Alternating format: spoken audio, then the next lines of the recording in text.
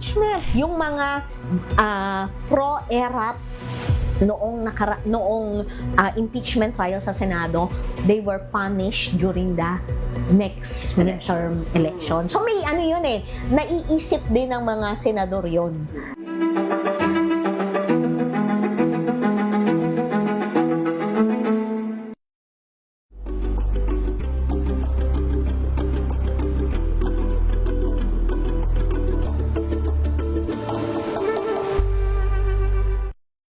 Mga balitang gigising sa inyong umaga. Mga balitang kailangan mong malaman. Mapapakinggan sa ACS Balita sa 2x2.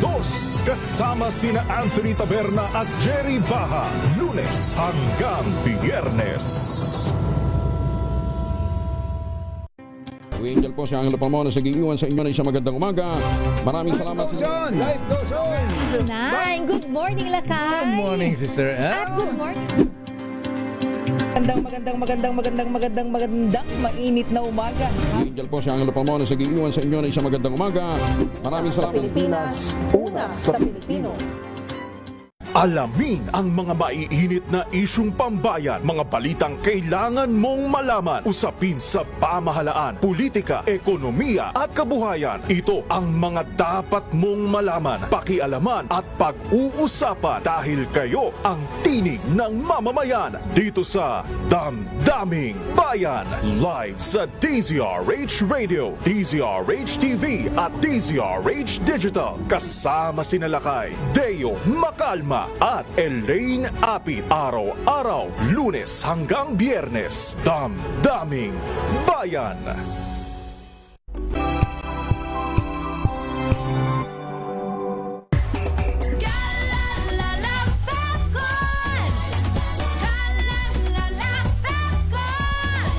Ang bango ng sampayan, tara na magsayawan! Kalafabton, amoy nakaka-joyful.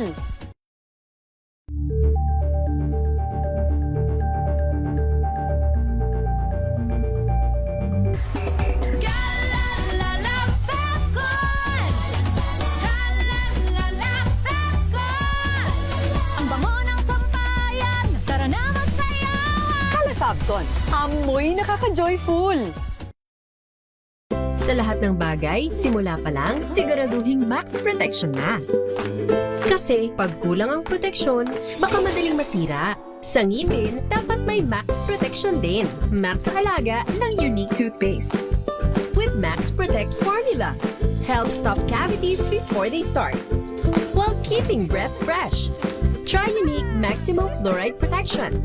Para max alaga, max protektado. ACS. Wow, ang saya. Isang barangay na labada, puro mancha pa. Goodbye, pahinga. Mommy, isang laba lang yan sa Pride Bar Blue. May powerful stain-away enzymes na malupit sa dunit mansya. At di masakit sa kamay. Isang laba lang yan! Hello, pahinga. Hello, Pride Bar Blue! ACS! Tanggaling-galing mo. Smart dishwashing paste ko. Pritong ulam na masebo, plato ng kaldero. Tanggaling for everyday. Ganyan pag smart ang dishwashing paste. May double tanggaling formula. Tanggal ang sebo, tanggal ang bakterya. Pahit para walang bahid, linis fantastic sa metal at plastic. Number one ko to. Tanggaling-galing mo. Smart dishwashing paste. ACS. May nagbago. May arte. May budget. Akala nyo lang yon. So solid! White Rose Papaya, wow, White Rose! White Rose Papaya, wow, White Rose! White Rose Papaya! May glow up with a White Rose Papaya! White Rose Papaya. May puti power times 2 kasi may papaya at niacinamide. May shea butter and tea tree oil pa. Kutis sulit ang glow May up. glow up with a White Rose Papaya! White Rose Papaya. Kutis sulit ang glow up. ACS. Kalalala Fapcon! Kalalala Fapcon! Ang bango ng sampayan, tara na magsayawan! Kalafabton, amoy nakaka-joyful.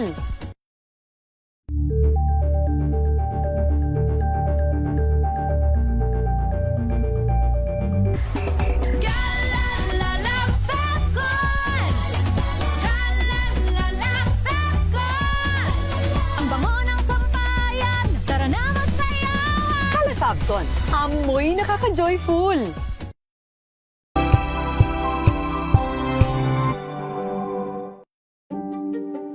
Buklatin ang mga pahina. Pakinggan ang boses ng lipunan. Tunghayan ang mga issue mula sa ibang katayuan. Nakakalungkot kasi deserve ba namin ng ganito? Na hindi nila alam kung ano talaga yung kanilang mga karapatan. Yung gobyerno, tinulungan nila yung kanilang magsasaka. Pinapatahimik tayong lahat using various laws. Through education, kayang-kaya nating baguhin yung ganitong klaseng pag-iisip. Isang kwento, iba't ibang anggulo. Dito, sa Point of View.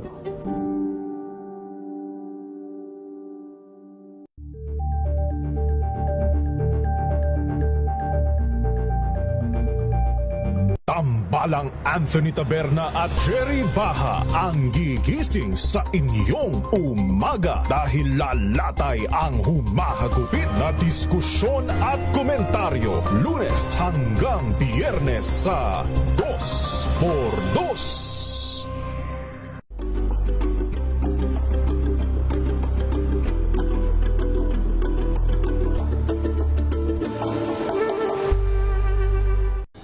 Ng naitalang 17 individual na ang kanilang naaresto. Metro Manila Development Authority o MMDA ang No Contact Apprehension Policy o NCAP sa Metro Manila. Sa ang ilang mga dokumento ay peke. Hindi rin legal ang employment na ipinangako sa kanila. Sa mata ng batas, mananagot ang sangkot at may sala. Dahil sa bawat paglabag, may karampatang parusa. Alamin ang mga pananagutan sa likod ng mga bawal. Dito sa Hoy! Bawal yan, tuwing Sabado, alas 11:30 ng umaga. Dito lang sa DZRH TV.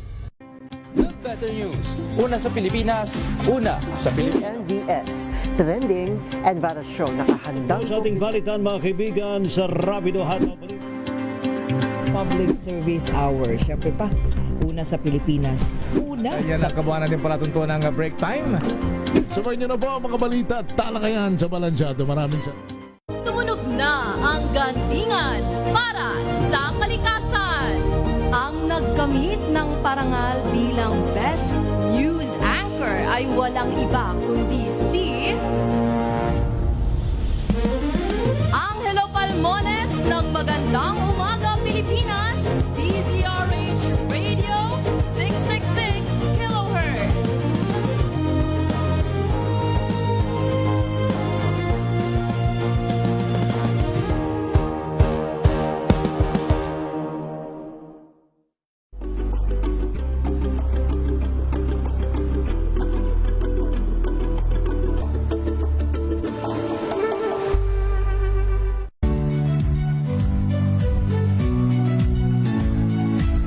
Magandang araw mga kaibigan. Ito po ang inyong balerina ng bayan, si Lisa Makuhay Lizalde na nag-aanyaya sa inyong samahan kami at ang aming mga espesyal na panauhin para sa kalahating oras ng masayang kwentuhan sa aming programang Art to Art, kung saan ang usapang sining at kultura ay para sa lahat. Huwag kaliligtaan, tuwing linggo, alas 3:30 ng hapon, dito lamang sa DZRH Radio, DZRH TV, at via online streaming.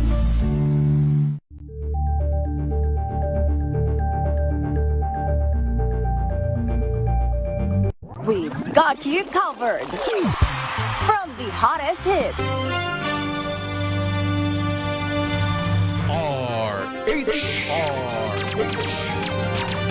Pilipinas ang oras, 8 minutes after 7 p.m.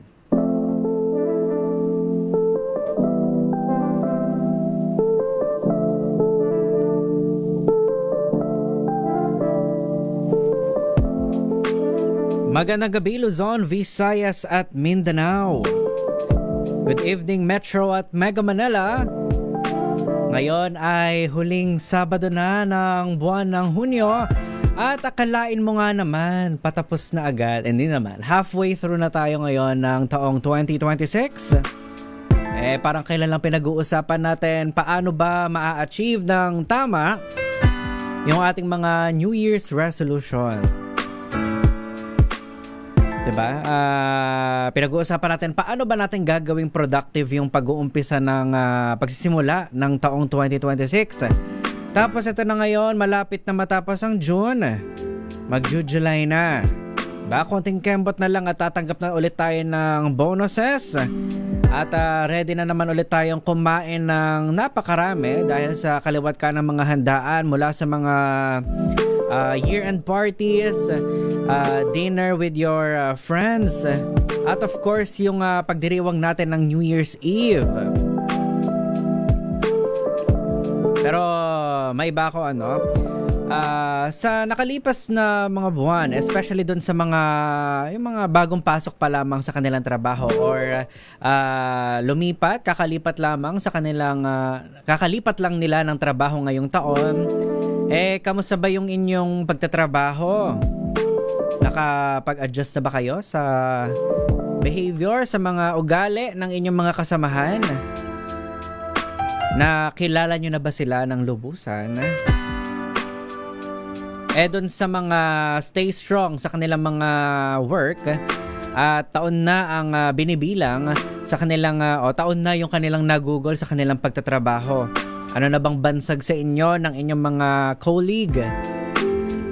Di ba sa trabaho, normal lang naman yon, yung may label, di ba? Yung nililabel lang tayo, binabansagan.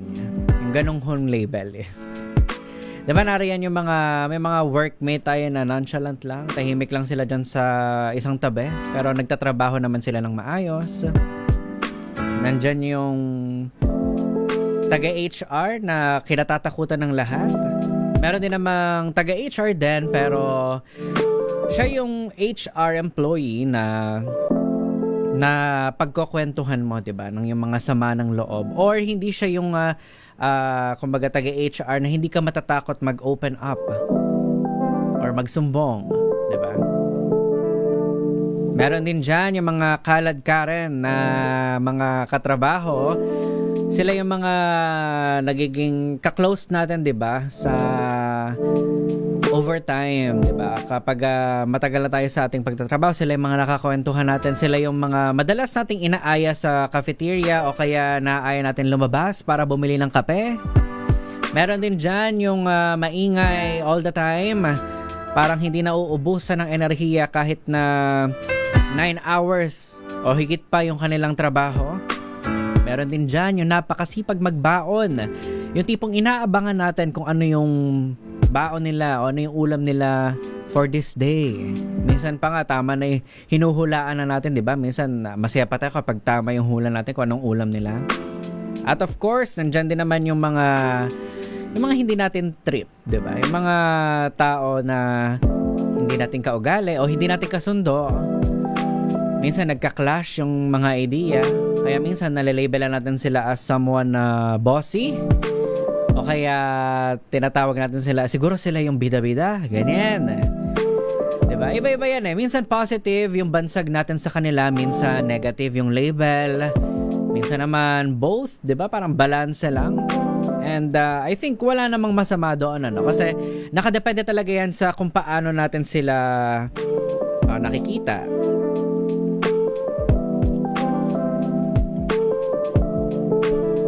Ayan, nakadepende yan sa kung paano nila tayo pakitunguhan, nakadepende din sa kung paano nila tayo kausapin, 'di ba? Sa araw-araw na ating pagtatrabaho. Diyan nag-uumpisa kung ano ba yung bansag natin sa kanila, ano yung paano natin sila labelan sa buhay natin. Pero minsan, kapag label na lang ang lagi nating nakikita, nakakalimutan natin na may kwento pala sa likod. 'Di ba? Dahil bago naman sila naging empleyado, bago tayo naging supervisor o bago natin sila maging boss, bago tayo naging breadwinner, bago tayo naging provider sa ating mga mahal sa buhay, may sarili muna tayong pangalan, 'di ba? Bago tayo pumasok sa trabahong ito, meron tayong pangarap, 'di ba? May mga bagay tayong kinatatakutan, may mga bagay tayong gustong ipaglaban. At siguro may lugar din tayong hinahanap na para sa atin. At ngayong gabi gusto ko nating pag-usapan hindi lamang yung mismong trabaho, kundi yung isa pang bagay na minsan kasabay natin siyang hinahanap habang naghahanap buhay. Yung pakiramdam na may lugar kang kinabibilangan. Welcome ho sa ating programang nakikinig sa bawat kwento ng mga manggagawang Pilipino at sumisilip sa buhay sa likod ng bawat hanap buhay. Ito po ang programang Hanap Buhay Diaries at ako po ang inyong makakasama. Ito po si Kyle Bulias ng DZRH, una sa Pilipinas, una sa Pilipino. Oras na natin, 7:14. Napansin nyo po ba na halos lahat, actually lahat naman talaga sige, wag natin i-generalize. Halos lahat. Meron tayong work version ng ating sarili, di ba? Kumbaga, iba yung kilos natin kapag nasa trabaho tayo versus sa sarili natin kapag kasama lang natin yung family natin, o kaya kapag mag-isa lang tayo, or kapag kasama natin yung isang specific na circle of friends. Diba? Pagdating sa trabaho, meron tayong mga workmate na very jolly kasama, lagi sila nakangiti. Pero hindi natin alam na pag-uwi nila, tahimik pala sila. Meron tayong mga nakakasalamuhan na parang sobrang confident nila. Lalo kapag may presentation, sobrang galing nila magsalita sa harap ng mga kliyente. Pero hindi natin alam kung ano ba yung klase ng preparasyon, yung pinagdadaanan nila, kung gaano sila kakaba deep inside, kung paano nila kinokondisyon yung sarili nila.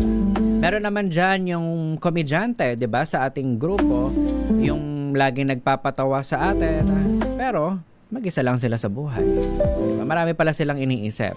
And normal lang ho yun. Parte yun ng pagiging professional. Diba? Kumbaga, nag-a-adjust tayo. Depende dun sa kung sino man yung nakakasama natin. Kasi hindi naman lahat ng talagang nararamdaman natin, yung mga dalahin natin sa buhay, kailangan natin bitbitin pagdating sa opisina. Pero minsan, may mga pagkakataon bahagi pa rin kasi siya ng ating mga sarili. At na bagamat hindi natin ito ipinapakita, hindi dahil nahihiya tayo, hindi dahil may mali, kundi dahil gusto muna nating malaman. May gusto tayong unawain, may gusto tayong maramdaman. Safe ba rito? Am I comfortable enough para makapagkwento, magsalita? Diba? Belong ba ako rito para may express ko yung aking sarili? Diba? Paano kapag nagkamali ako, paano kaya nila ito i-handle? Magiging pasensyoso kaya sila sa akin? Katulad nung pagiging pasensyoso nila sa iba? Lalo dun sa mga kaklose nila at matagalan nilang nakakasama sa trabaho? Yan yung mga tanong natin, 'di ba? Bago tayo magpakilala. Sa totoo lang, hindi lang naman ito tungkol sa iisang tao o group of people. May mga empleyado na kumbaga nahihiya sila, 'di ba? For example, ayaw nilang magsabi na hirap na pala sila sa buhay, 'di ba? Hirap sila sa pagbabayad ng kanilang renta. May mga working student na ayaw nilang ipaalam na talagang naghabol lang sila, munti ka na sila malit kasi naghabol sila sa klase, and may bukod pa siyang problema kasi may na-miss siyang deadline sa kanyang school. May mga breadwinner na ayaw naman nilang ipakita na wala na pala silang ipon.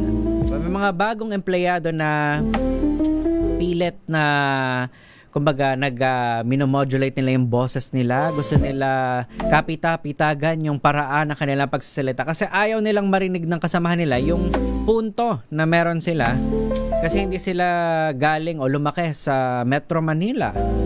Diba? Lahat tayo may bahagi ng ating mga sarili, yung identity natin, yung personality natin na dahan-dahan lang natin silang ipinapakilala. Hindi dahil takot tayo, Of course, understood yun na nahihiya tayo. Alam naman natin na hindi lahat parang kumbaga very welcoming, lalo sa mga bagong empleyado. So, may tendency na parang nagiging tahimik lang talaga tayo sa umpisa. Diba? Ganyan din naman talaga yung pagkakakilala natin sa mga tao, diba? before hindi natin sila nakikilala lang ng isang buong araw lang. Hindi naman natin sila nakikilala ng kung paano lang sila labelan nung kanilang mga dati nang nakasama. At hindi natin dinidefine yung kanilang buong pagkatao base doon sa ating first impression sa kanila. Kasi mas nakikilala natin sila habang tumatagal yung pagsasama ninyo sa trabaho, 'di ba? Kaya siguro minsan may mga kaya 'di ba minsan nakakatawa pag-usapan, ano ba yung first impression? Kasi minsan sobrang layo siya doon sa kung paano na natin sila nakilala after some time. Diba? May mga misconception tayo towards doon sa mga kasamahan natin. At siguro dito po pumapasok yung tanong. Saan ka ba nabibilang? Kapag pagod ka na, sino yung una mong kinakausap? Kapag may good news kang natanggap, sino yung una mong mini-message? Or paano kaya kapag gusto mo lang mag-chill, gusto mong magsaya, gusto mong tumawa? Sino yung unang tao na hinahanap mo? Diba, nakakatawang isipin na ang dami nating nakakasalamuha, ang dami nating nagiging ka-close, 'di ba? Nagkakaroon pa nga ng attachment paminsan-minsan, nagkakaroon tayo ng sepangs, kung tawagan, yung separation anxiety kapag nag-get together tapos mag-uuwian na. Pero yung mga taong ito, hindi naman sila yung kadugo natin. Diba? May mga boss tayo, may mga supervisor tayo na naging mentor na natin sila. May mga katrabaho tayo na naging best friend na natin. May mga boardmate na parang kapatid na yung turing natin sa kanila. Mga dating kaopisino na kahit matagal na sila nag-resign hanggang ngayon, hindi pa rin putol yung komunikasyon. O kahit bihira man kayong mag-usap via online messaging application, pero nandun pa rin yung friendship, di ba? Kasama pa rin natin sila sa ating achievements o kapag may problema tayo, randomly na kapag message at nakakakwentuhan pa rin natin sila. So ganun ho nade-develop kapag matagal ho kayong magkakasama at matagal nyo nang nakilala yung isa't isa. Kaya nga siguro madalas nating naririnig, 'di ba, yung term na work family. Minsan, parang biro-biroan lang siya kasi nga, 'di ba, minsan branding daw na kapag pag narinig mo daw na sinasabi doon sa pinagtatrabaho mo na pamilya tayo rito. Ayan. Tumakbo ka na raw kasi toxic daw yung work culture. Pero minsan totoo, 'di ba? Totoo naman na pamilya talaga yung turing nyo sa isa't isa. Kasi dahil na din sa tagal ng pagsasama ninyo sa trabaho, 'di ba? Lumalalim yung pagkakaunawa ninyo sa isa't isa, 'di ba? Sa mga nakakasama ninyo. May mga tao tayong nakikilala over time na bagamat hindi natin sila nakaka-close, pero from time to time nakakasalubong ninyo sa lobby, sa cafeteria. Kahit hindi nyo sila kilala talaga ng lubusan. Diba? Kung minsan sila din yung nagiging dahilan kung bakit may motivation tayong pumasok sa ating trabaho kahit mahirap yung mga trabaho, yung workload, 'di ba, mabigat. And totoo naman na ang goal natin ay magkaroon ng comfortable life. Pero hindi lang dahil sa sweldo, kasi kung hindi dahil alam mong may mga taong happy sa presensya mo kapag nagkikita ulit kayo sa work. Hindi tayo pare-pareho hindi pare-pareho yung kwento ng bawat tao. May ilan na lumayo sa kanilang mga mahal sa buhay para magtrabaho. May ilan na kailangan nilang umalis sa kanilang kinalakihang probinsya kasi kailangan nilang abutin yung pangarap nila sa buhay. Meron namang iba na hindi ganun kaganda yung kanilang dynamic sa kanilang pamilya. Merong hindi pagkakaunawaan sa bahay kaya kinailangan na nilang umalis. Diba? Kasi kailangan nilang i-prioritize yung kanilang sarili, yung kanilang mental health. Meron namang iba na hindi pa rin nila tanggap kung sino ba sila o hindi pa nila lubusang kilala yung kanilang mga sarili. At hindi madaling pagdaanan yung lahat ng yon. Diba? Lahat yan may kanya-kanyang hirap. Pero kasi kapag nawalan ng lugar ang isang tao, ang natural reaction dito yung maghahanap siya ng panibago niyang matatawag na tahanan. Hahanapin niya yung lugar kung saan siya belong, di ba? Figuratively at literally.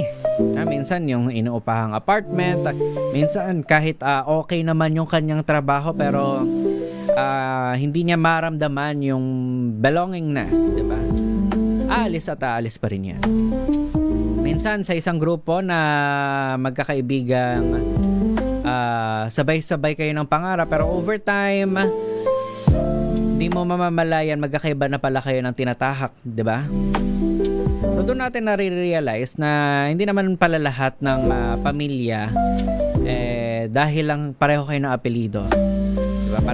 Pareho kayo magkakadugo. May mga tao na wala namang obligasyong tulungan ka pero still, sila yung unang dumadating sa panahon na ikaw yung nangangailangan.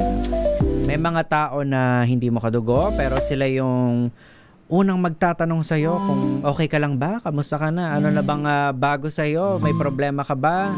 Tara, labas tayo, kain tayo. Pagkwentuhan natin yan over coffee. Diba? Sa panahon ngayon, napakahalaga nung tanong na yon, diba?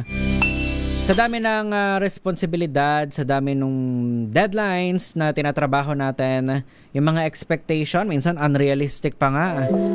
Kailangan talaga natin ng someone na nagsasabi sa atin or nagre-remind sa atin na okay lang yan, na nandyan lang sila. Diba?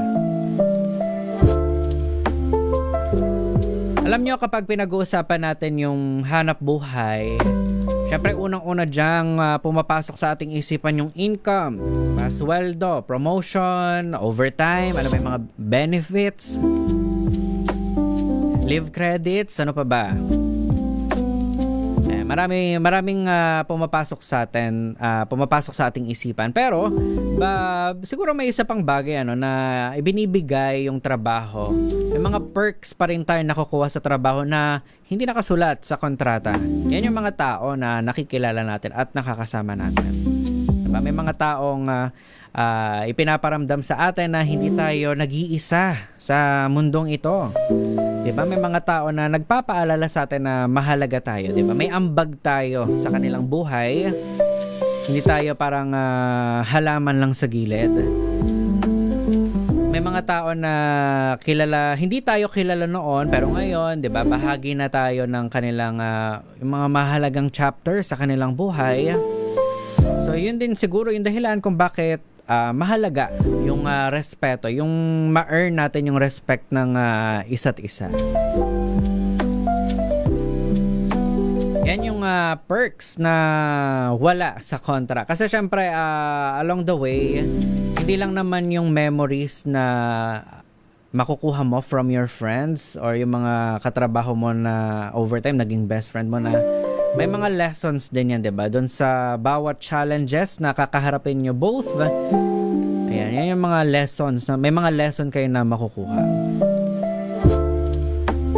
Diba? Hindi naman natin kailangan maintindihan yung lahat tungkol sa isa't isa. Pero, inuumpisahan siya sa paggalang, diba? Yung respect, sa pakikinig, sa pagbibigay ng espasyo.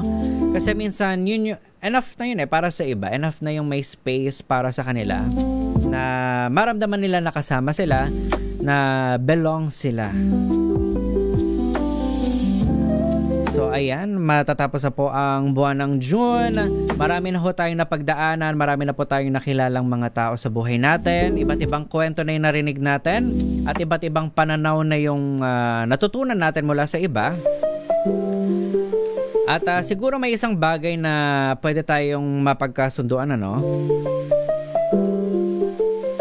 Mas magaan ang buhay kapag may lugar kang alam mong pwede kang umuwi. Hindi lang yung literal na bahay kundi lugar, komunidad. Diba? Institusyon, trabaho, yung mga tao. Mga taong tatanggap sa'yo hindi dahil perfect ka, kasi wala namang taong perfecto, kundi tatanggapin ka dahil ikaw ka. Meron kang ganoong tao sa buhay mo, kung may ganyang kang kakilala o kasamahan, katrabaho, kaibigan, mentor, o kapitbahay, kahit sino man, 'di ba, na naging sandigan mo sa panahon na kailangan mo ng kasama. Baka magandang pagkakataon ngayong weekend, kamustahin mo sila at magsabi ka ng thank you, salamat, 'di ba? Dahil minsan hindi lang pala tayo naghahanap buhay, naghahanap din tayo ng lugar kung saan tayo nabibila. At yan na ho ang kabuuan ng ating kwentuhan ngayong Sabado ng gabi. Dito pa rin sa programang nakikinig sa bawat kwento ng mga manggagawang Pilipino at sumisilip sa likod ng buhay ng bawat hanap buhay. Muli, ito po si Kyle Bulyas at ito po ang programang Hanap Buhay Diaries. Maraming salamat po sa mga tumambay sa ating Facebook Live. Ayan, good evening kay Mr. Hans, kay Tin Rivera, ang ating classmate. Good evening. At kay Anthony Abrenica, kay Miggy Fallarvilla. Ayan, good evening po, DZRH News. MBC Family, kay Dariel Bert Arwira. Ayan. Pabati daw ng congratulations si Dolores Sanchez ng Brooks Point, Palawan. Siya daw ang kauna-unahang kandidata ng Mutya ng Palawan. Ayan. At happy 77th founding anniversary ng Brooks Point. Uy, wala ba tayo dyan? Ayan, good evening po kay Margarita Guevara at kay, ayan, bati na natin sila. Kay Ma'am Teresita Atienza at kay Ate Beth Graham, mga avid listeners natin sa ating YouTube Live. Anyway, yan ho ang kabuuan again ng ating programa. Susunod na po ang Lunas. Makakasama nyo naman po dyan si Elanie Bensal. At mamaya ho, alas 9 ng gabi sa programang Sapul Sabado, ako pa rin po ang inyong makakasama dyan. In the meantime, magpapaalam na ho kami. Oras ho natin. Eksakto yung punto, alas 7:30 ng gabi.